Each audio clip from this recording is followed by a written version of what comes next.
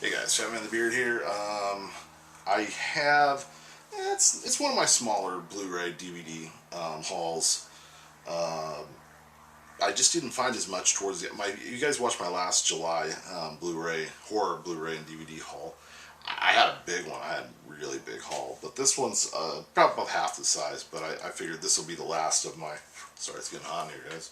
Last of my haul for the month as far as Blu-rays and DVDs go. So we'll have more probably in August, but this is my haul. Now, this isn't all horror, but I think it's all fun stuff, so it's sort of in the, some of it's kind of in the genre, but kind of not. And I'll start with the first one. I think this is kind of one of the cooler ones. Remember the cartoon, The Real Ghostbusters? Um, this is the back of it. This is a Steelbook edition. It's all 30 episodes from the first season. That was weird. It's on 5 DVDs. It's got some special features. It comes with this really cool book with all the episode breakdowns and all that stuff, which I think is really cool. Got this on eBay for like a really good price too. I think I paid like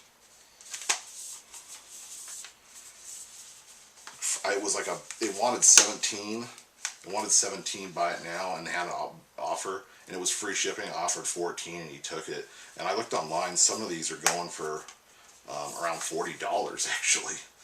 This thing is awesome. Came brand new, no problems, nothing. It's funny because of course, when I was a kid, Ghostbusters came out. I think I was like 12, and my mom, wouldn't allow us to go see it. Of course, we didn't watch those kind of, like I said before, we didn't watch horror. We didn't anything to do with ghosts, spirits, that kind of stuff. But this, it was on a Saturday morning cartoon, and my mom for some reason didn't care that we watched this, and it was really good. I really loved this cartoon as a kid, and I think it ran for like 5 or 6 seasons. So there's a lot of episodes, but the only problem is it's hard to get this stuff. It's like, if you can get there is a box set with like the whole thing, but it's like $160 or something like that. I just didn't have that kind of money, and I just wanted to try it out, so see if it still held up. So I got the first season of that. Moving on, this was my girlfriend's thing I bought for her. This was what she really wanted, and it's the Harry Potter Blu-ray box set, and it's got, it shows you all the films on the back. But what's cool about it is this is a UK edition. So it's got these kind of weird. It's got year one, year 2 on the back side, and so on and so on. And then what's really cool is the last one in here is a really thick box type thing, and it's got the last 2 movies, and then just 2 full Blu-rays of special features, just all special features. We got this. I think she paid. I negotiated. She didn't like to negotiate on eBay, but I did. I negotiated it down to $38 with free shipping. It was brand new. This is you can see it is a UK. There's no difference aside for the cover art. The regular American edition, I think, has the castle for the school they go to, Hogwarts. It's got the. Sorry, I'm getting dry mouth. It's hot as hell in this bedroom right now. It's like a sauna. Yeah, it's got Hogwarts on here, but it's essentially the same box set. This is just the one that's released in the UK. But this is we got this for about $40 cheaper just buying this version. And we've already watched them, and they work perfectly, and they look amazing.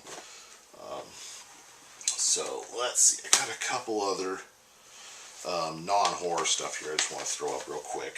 I won't go into great detail. Many of you saw my last one. I picked up the first season, The Muppets, and The Muppets is one of those weird things where, like, as a kid, you just, you clearly didn't pick up on anything. But if you watch it now, it's a lot more. The Muppets, those first 4 or 5 seasons before they got real commercialized and they had the movies, was kind of like, there's some adult overtone to it, like a lot more than you'd actually think. So I got the second season as well. I haven't even had time to open it, but yeah, I dig it. So it's one of those throwback things that I'm just like, I think I paid $8 with free shipping. It's brand new. I've been getting some pretty sweet deals, as you guys know. But another one is that I got on eBay as well. That, you know, I'd totally forgotten about the show. If it was from the early 80s, I think it started out in around 82 or 83. It was a show called Mama's Family. And this is based on a character on the... her name is Vicki Lawrence, and she was on the Carol Burnett show. Her and Carol Burnett did a skit together where Vicki Lawrence plays this old Southern woman, and she's real cantankerous, but she plays this old woman who's supposed to be probably in her mid to late 60s, but I think in real life she's only about 35 or something like that. And she's got her son and his wife living in the basement. So you have the son and the wife living in the basement, and her 17-year-old grandson, who just got out of juvenile hall, lives upstairs. And then the crazy neighbor lady, Iola, is just this, like, never found a man, still living with mom and dad, Southern girl. It's all filmed in, like, Georgia or somewhere in the South. But it's super funny. Only people, I think, that grew up in the 80s that watch this would really have any kind of nostalgia. But it's actually super funny stuff. It's very similar to the style of comedy that was on the Golden Girls. And actually several of people have guest starred on this from that. Blanche and Betty White were both on this show, actually, for the first 2 seasons. The woman that played Blanche was on this, so it's very similar to the Golden Girls, but it's super funny. So I picked up the 3rd season. I never saw the first 2, so I just didn't. And this one is still horror. I don't care what anyone says, but I picked up a really cheap used copy of Monsters Go Home. It's just regular. I think I paid like $5 for it. And it's definitely got the slipcover in there and everything, so that was really awesome. Unfortunately, it is a Good Times release, and their releases can be, the quality can be a little shitty, but hopefully it's pretty solid. I grew up on the Munsters. My mom loved the Munsters, and this was the first colorized version of the Munsters. Was this movie? They did one more movie after it, but it wasn't very good.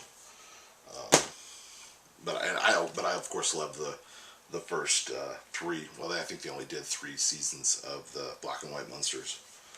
And then these last ones are Blu-rays.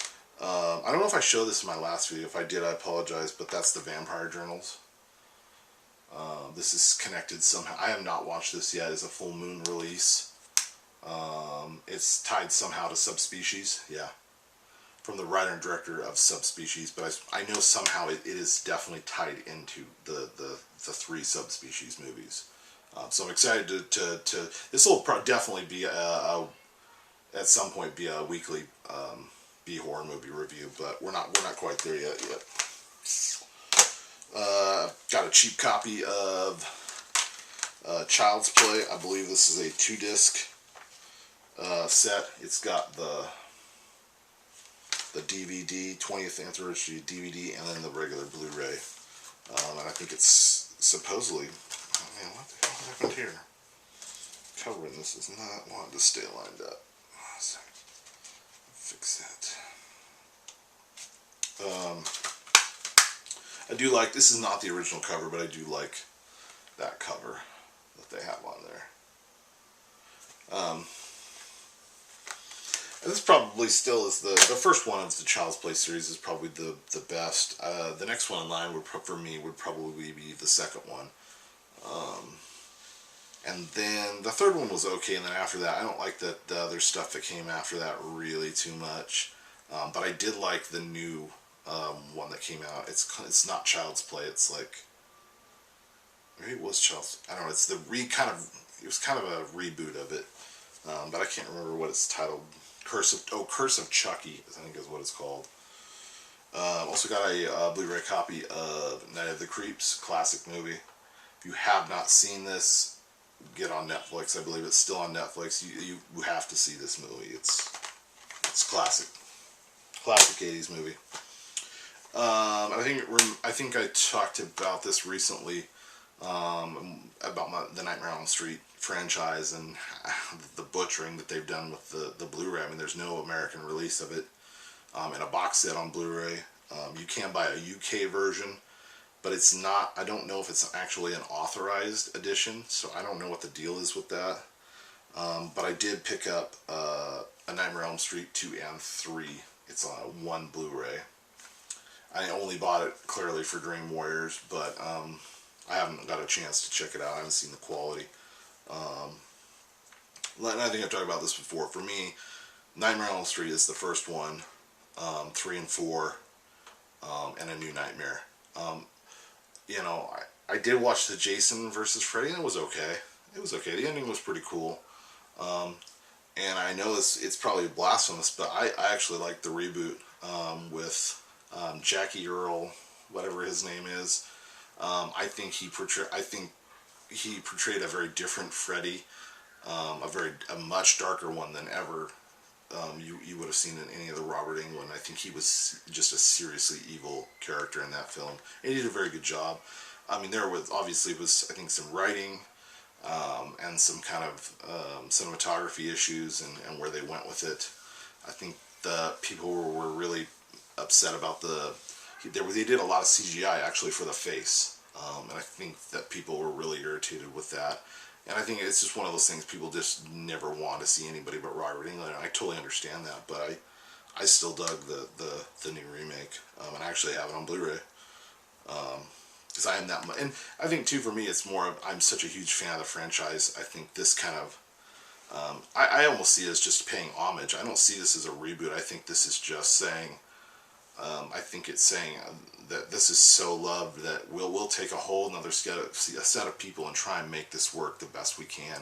And I think the other problem was too is people complain as was basically played out the same way the first movie did, with scene for scene and no change-ups. But I think that just proves that it stood this test of time, and people really love it. And I almost just see it as sort of a fan film of like, these people really are that passionate about it. So I really have no problem with it. But it's not. And two, I think it's one of those things where it's not like Jaws. To take Jaws and redo it would be definitely blasphemous. But I think in this instance, it's just more of a, we love this franchise so much we don't ever want to see it go away, because that's essentially where we're at. If Robert Englund decides to say, hey, I'm never going to do it again, which he has.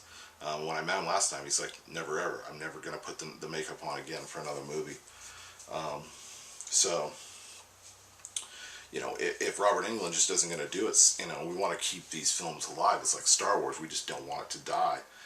Somebody's got to pick up the pieces and move on with it. So, yeah, that's it. That's my last rant about that. This is also my last one here, and this is another controversial one, but this is the Halloween Rob Zombie version. This is the 2-disc special edition, I believe.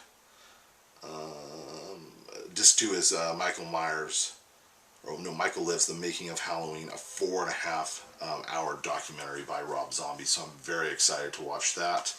I just talked, actually, I think it was, I was talking with Susan Horgeis, and we were talking about her recent tag video, which I'm going to do, Susan, because she was asking me to do that, and I'm so glad you did, because I really wanted to do that one, but I wasn't going to do it unless somebody asked me to do it, so thank you for that. And I will do that horror tag.